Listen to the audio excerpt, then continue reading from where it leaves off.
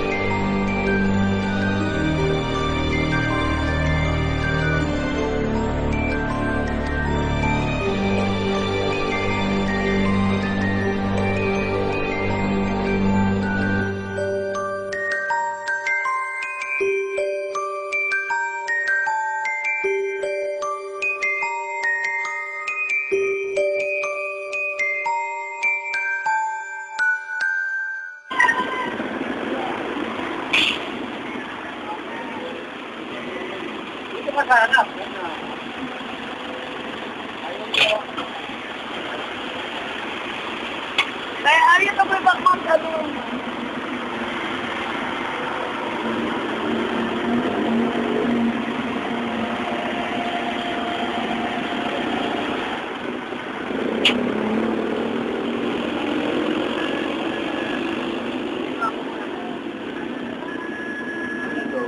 Ay, ito din pala kasi economics. Oh, ito na ba yun? Tagal-tagal na nila di ba? Oo nga eh, kasi napakahirap naman gawin. Pero buti na lang, matapos natin ng oras, di ba? Marapit na rin natin sa iba. Oo nga eh, buti na lang, natapos talaga natin.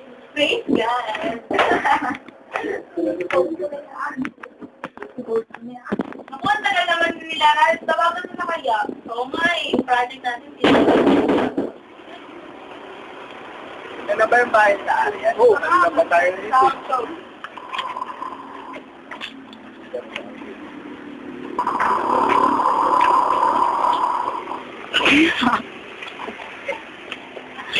Si Rolfo. Ay, may tao. Ayos na ba to? Oo, hindi wala kayong tao.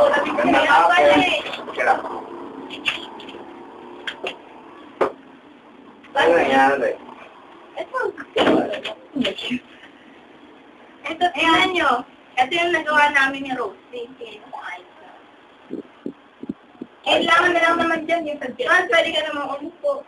Hindi pwede. Mainit eh. Mamaya na ito. Load mo na tayo dito na mapalapas. Di ba wala? Wala naman. Tingnan mo. Kasi medyo gabi. Saksak mo ah. Okay. Sabihin ako kasi. Sabihin ako kasi. Balita pala eh. Kakapasok naman ng balita, magsasagawa ng rollback ang ilang mga gasolinahan sa darating na araw. Nagsasabi ng magandang balita. Isa na rito ang pag-unlad at paglago ng produksyon ng langis kaya sila nagbaba. May balita ring gumaganda ang ating kapaligiran at ang mga natural resources. Ano ba yan? Nag-rollback na naman ako sakto. Wala. Ito pala eh. Bababa na naman pala yung ay, ang ay na pala oh, Noriel. Parang 50 centavos lang, ganun din. Tataas ng piso, tapos ang baba 50 centavos. Eh, okay na kaya yun? Okay na yun. Dito naman walang ibaba. Oo nga naman, di ba? Kahit na ang mas malaki yung tinaas, tapos ang balik 15 centavos lang. At least nakababal. Oo nga naman. Pero sa bagay, tama rin naman si Rorin eh. Kasi ang laki naman na tinataas nila. Sige. Gusto kita. Kasi, mayaman naman kasi sila na stress. Damay ko pa. Pagpapabal. Oo. Oo, ako, hindi ko nararamdaman. Para naman yung mga mahihirap. Oo nga Siyempre, naman. dapat yung pamahalaan, i-consider din nila yung mga mahihirap na tao. Dapat di ba patas lang? So, tama. Sabi nila nakakapagdadaw. Oo. Kasi sa kada labas ng gasolina, meron tayo tinatawag ng greenhouse gases. At yung greenhouse gases, kapag umakit siya sa ozone layer, nagkakos siya ng pagsikat sa ozone layer. Oo, malaki na nga daw butot na ozone layer na yun eh. Sa Amerikano, dun sa asthma. Eh di, isa lang ang dapat isipin. Sino real? Kasi siya may kotse eh. Oo nga, saka ikaw. Hindi rin. Kasi Bakit yung naman? isang kotse, pag hindi na nalis yung makina, lumalabas ng maitim na asok. Pero yung mga malinis ang mga makina, hindi naglalabas ng mga... Pero di ba syempre nakakapag din yun ng air pollution? Hindi naman masyado. Pero, kailangan din natin sisihin dito yung mga nagmamining, mga nagpupunto ng mga kaudin. At sila din yung mga nagiging dahilan kung bakit tumataas yung mga hangin na malulumi at hindi na hanap na mga ulong. Diba? Oo, kasi may kotse. Kung hindi nyo natatanong, yung kotseng gamit ko yung tinatawag natin e-car. Na kung saan ginagamit ng electricity, yung mga solar panel, na kung saan yung sasakyan na yun yung napapagana siya gamit na gumagamit ako ng solar panel para yung energy na nagmumuna sa araw is masave niya dun sa sasakyan.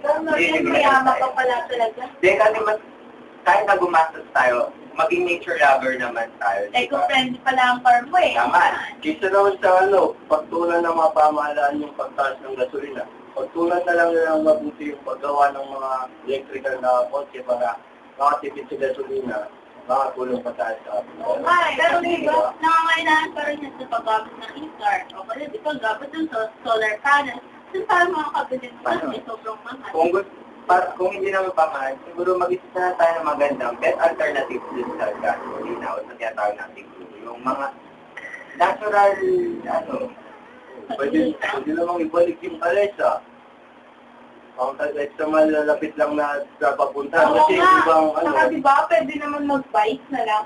Parang mas makakasipid tayo. Saka alam mo yung gas na, yung sa coconut oil, yung kino-convert siya into gas para magamit. Narinig mo lang yun. Di ba may mga latest pa? Di ba may mga napapalad Tama mga yung tayo oil. sa TV, Oo, diba? tama. Oo nga, kasi paubos na rin yung mga natural resources natin. Mahirap din. Mahirap din maghanap ng alternative source. Oo, mahirap din magkukuhanan. Pero habang maaga pa lang, kailangan ng pagtuloy ng pansin yung paggawa ng mga ibang alternative na kapag-gamit. Pero di ba hindi naman lahat ng tao makaka-afford bumili ng mga sinasabi yung alternative. Kaya ang pinakamura pa rin ng gasolina kahit tumaas siya ng piso, ng 50 centimos, at least afford pa rin siya ng mas. Oo nga naman. So, meron naman siyang bad effect sa ating earth. Meron naman na benefit, meron naman yung harm. Oo nga. O katulad na lang din ng mga eco-friendly na car. O di ba, syempre, may benefits din yun kasi nakakatulong siya na magawa din ng air pollution. Pero syempre, hindi lahat nakaka-afford bumili ng laman. Mas katulad ngayon, mahirap ang buhay. Gumamit ka lang dyan ng, bumili ka lang dyan ng pagbigat na makakapag-ano ka ng tao. Ang problema kasi sa mga tao, masyado nilang ina-approve yung mga resources. Kaya yung mga natural na sa pagkagubatan ng kalbo. Oo nga eh, sa pagkakaingin nila. Ayun pa rin. Dahil Dahil sa panood natin sa TV, dahil hindi na tayo masyad ng pagpapin. Oo nga eh, pa nga tayo pag-away. Ano ba yun? Dahil sa Rosa. Okay? Ay, nakapag na pala eh. Oh my God! Ay, uwi na rin kami. Nakatira pa ako. Ako, ayos lang yan. Nalita, bigla. Gana. Ayun na, ulit tayo. Sige, mauna na kami. Ano na namin kayo? Tingnan lang. Post mo. Ay, Ah. yan, tingnan natin sila. Paano ko mouse na? Ano ba? Sige pa. Ay, bukas na lang ulit. Sige. Bye-bye. Ingat kayo, ingat.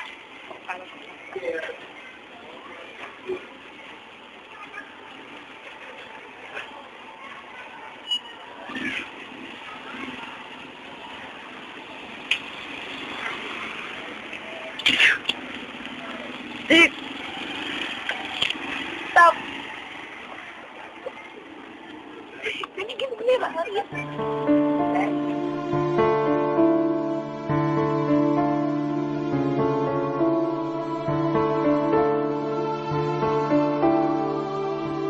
Ngunit, ano ang ginawa natin? Mga bigay ng Diyos ating inabuso. Ano na ang nangyari sa mundong dati perpekto?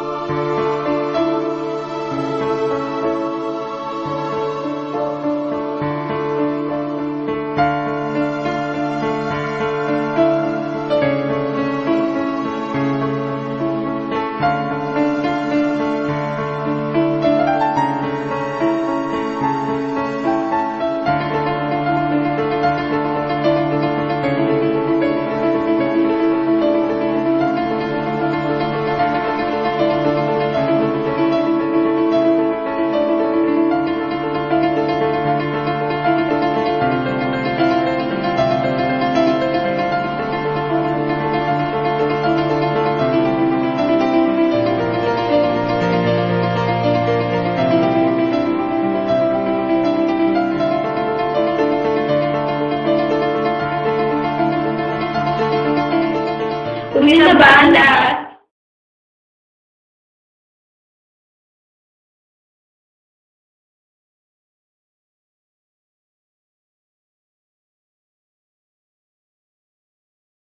Muling nagmahal ang presyo ng produktong petrolyo sa world market at sabi ng Department of Energy, posibleng sumunod rin ang Pilipinas sa linggong ito. Maging ang LPG magtataas din daw ng presyo kung matutuloy ang panibagong Magandang gabi, kapitbahay. May dumating na balita na ang ating mga natural resources at supply ng langis ay paubos na kaya lilimitahan na ang supply ng gasolina. Napagpasyaan na rin ng mga may-ari ng gasolinahan na magtaas ng 3 piso kada litro ng gasolina dahil Magandang araw. Ang ating bansa ay umaharap sa isang malaki at seryosong problema. Ang ating bansa ay nakararanas ng kakulangan sa langis at iba pang likas na yaman. Nais ko lang po na ipabatid na ginagawa po ng ating gobyerno ang lahat ng aming makakaya upang malutas ang krisis na ito. Maraming salamat po.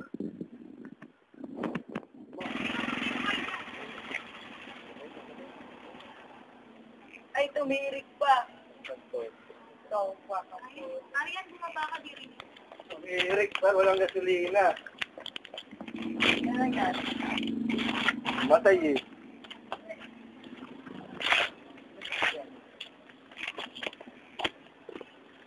Nangyari dyan. Gagi, ay na. Ay mag-start. Walang gasolina eh.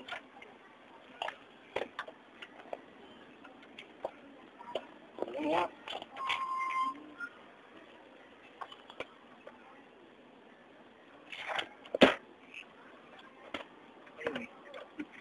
Ayaw pa magbukas.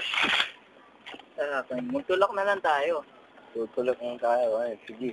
Saan tayo maghahat ng gasolina? Liblib na lugar to, tsaka ang dilim na. Sana panood sa TV. Una, limitado na ang pagbili ng mga gasolina ngayong mga pagkakataon na ganito. Eh, layo pa natin sa bayan. Kung gagawin natin, magtutulak tayo. Yun lang taming magagawa natin. Oo. Tara, agtulak mo tayo. Simulan na natin.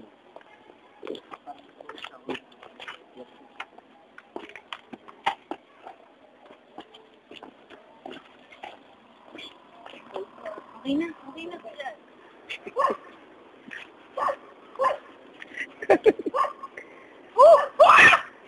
Pagod! Wala tayo maharap sa gasolina pa. Kanina pa tayo Magapon na, baka ano pang mangyari sa atin. Baka ano pang mangyari sa atin dito. Oo nga, par. Doon, may tao doon, malaki. Oo nga, par. Tanong natin kung may Tanongin gasolina natin, may gasolina pa dito. Naku, wala pa rin. Ang hirap na maghanap ng signal dito. Tapos na kayo, ha? Anong klase itong lugar na to? Tingnan mo, kating-kating na ako dito. Ay, naku. Lalo naman ako, nung nakapanda pa ako, tignan mo nga. Grabe ko lang kwenta naman sa cellphone na to. Bukod, ano nang nasing lugar na to, boss? Ang putik-putik. Dahil pala mo. Ang dami-dami pang damo. Ew, baka may art dyan. Oo nga eh.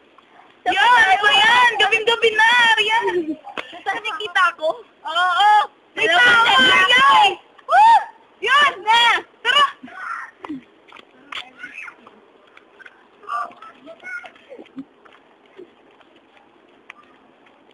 Hello? Ay, hindi. Ayos kami. Woman! Pwede magtanong, ate? Ano ba yun? Kaya daw po ba kayo? Nakagasolinahan. Naku, gasolinahan na naman. Yan nga ang problema namin. Dahil ba alam nyo?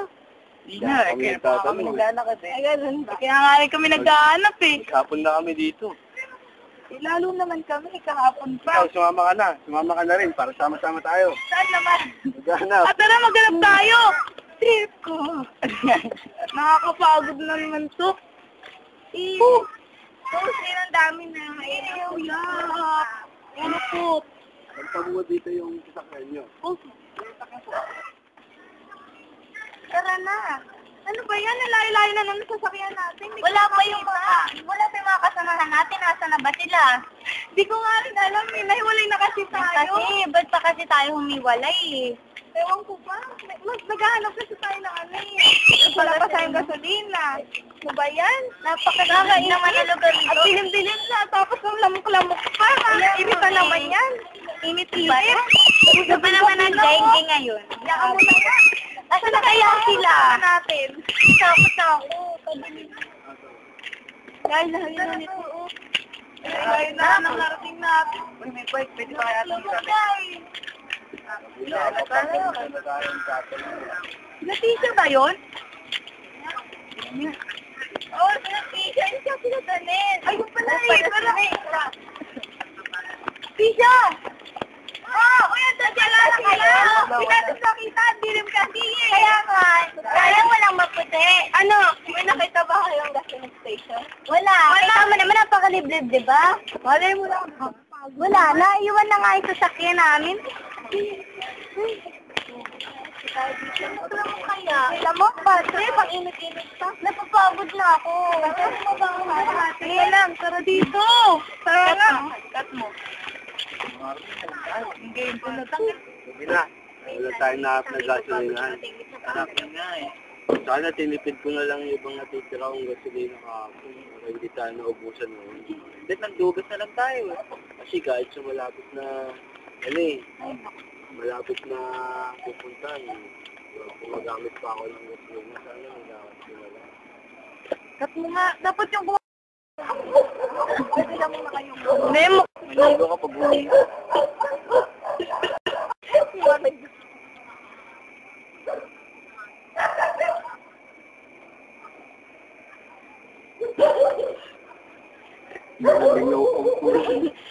Kalutang eh.